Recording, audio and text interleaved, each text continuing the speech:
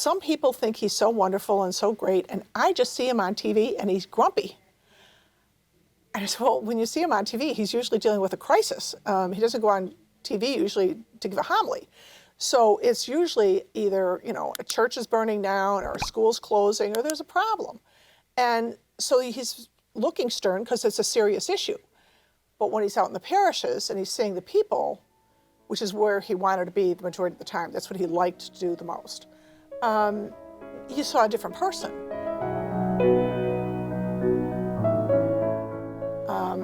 I remember one time he was saying that it was some issue we were talking about, and I didn't agree. And it was the teachings of the church. I said, well, I still don't agree, which was dangerous. And he said, well, I'm not sure I do either. And I said, oh my God, you don't either? And then this is great. And I said, well, then why do you say all these things? It's because it's the teachings of the church. Look, I follow the teachings of Jesus Christ. You follow the teachings if you're a Catholic, or you don't. You can't be a cafeteria Catholic. You have to follow all the teachings. He said, now, if this was the Church of Francis George, it might look a little different. We both burst out laughing. I mean, the whole thing was so funny, but it was so candid, it was so honest. And he made it real clear that you may not agree with everything, but we're not supposed to pick and choose what parts of the church we want to agree with and what we don't, as far as when it comes down to following the teachings. So.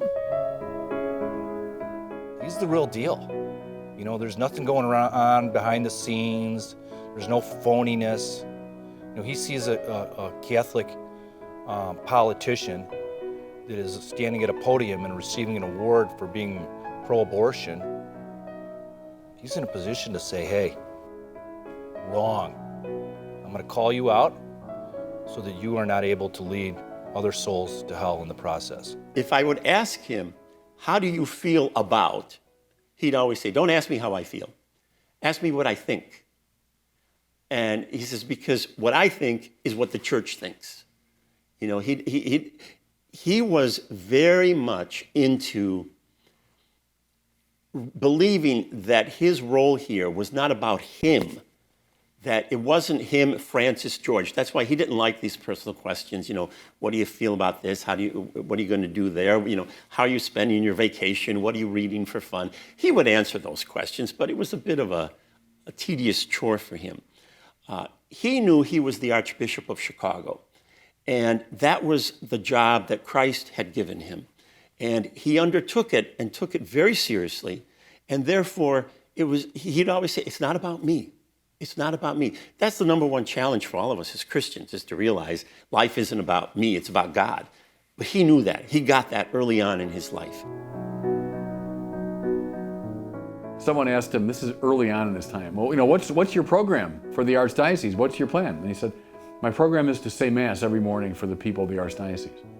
And of course, I threw off the news person, but I totally get that. Now, he wasn't naive. He did have programs and plans and all that. But what he was trying to get away from was this hyper, pragmatic business way of looking at things. His major job was to be the bishop of the Archdiocese of Chicago. As bishop, the most important thing he could possibly do is pray for the Archdiocese. Everything else was secondary. Everything else came under that heading. And I think that's what he wanted to convey to that newsman. His legacy, he'd probably say, I said Mass every morning for the people of the Archdiocese.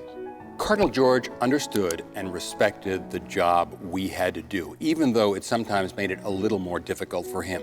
When we were in Rome, our headquarters were on the roof of a convent across the street from Vatican Square, from St. Peter's Square. And to get there, you had to climb up a very steep step of metal stairs from one level of the rooftop to another level of the rooftop where our camera position was. And he understood that, and despite the fact that stairs were very, very difficult for him because of the post-polio syndrome, he got up those stairs. Even though there was rain, there was wind, there was cold, he was going to get up there. And why? Why was he so determined to get up there? Because that was his opportunity to speak directly, one-on-one, with the people of Chicago, with his parishioners. So no matter what he had to do, he would get there, even though people around were saying, how does he get up there? Why does he come up to that perch? He knew what his job was. He knew his people, and his people needed to hear from him. First, he loved God, he loved Christ, and he realized that the church is Christ's body. and he wanted to serve the church. John Paul II had asked him in one of their meetings, what are you doing to evangelize the culture? And even though that was a major theme for the Cardinal, he said he didn't quite know what to say to John Paul II. So he turned to me and he said, that's what I'm interested in, is what can we do to evangelize the culture?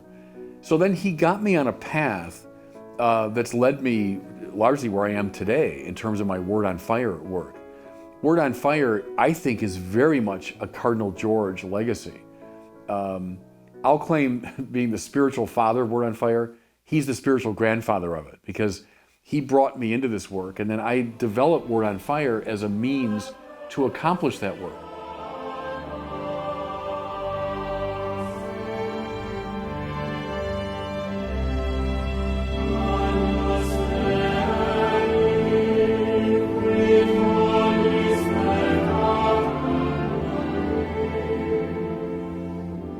He was a man of the Mass, so that was like a non-negotiable. Nothing flashy about it, nothing kind of, grand or show-offy, but a simple, pious celebration of the Mass. He had a great devotion to the priesthood. He believed in the priesthood. He didn't like the sort of attenuation of the priesthood that was somewhat in vogue in the years after the council. He wanted to revive it. He was proud of it, and he wanted priests to be proud of their priesthood. And he cared for them with a real pastoral sensitivity. What mattered most to him?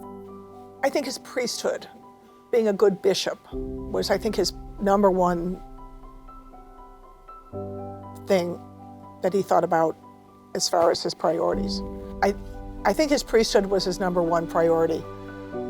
And then after his priesthood, his own personal priesthood, his priests. More important than anything else were his priests.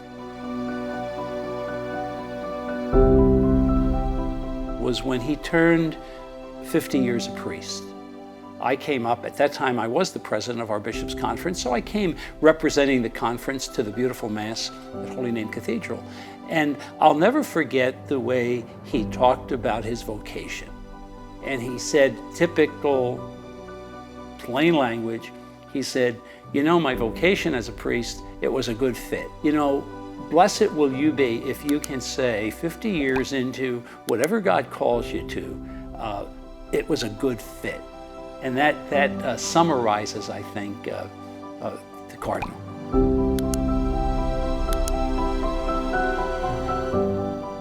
Cardinal George had a great devotion to priests, and I saw this close up. Any priest, anytime, that wanted to see him would see him within, I'd say, a half a day.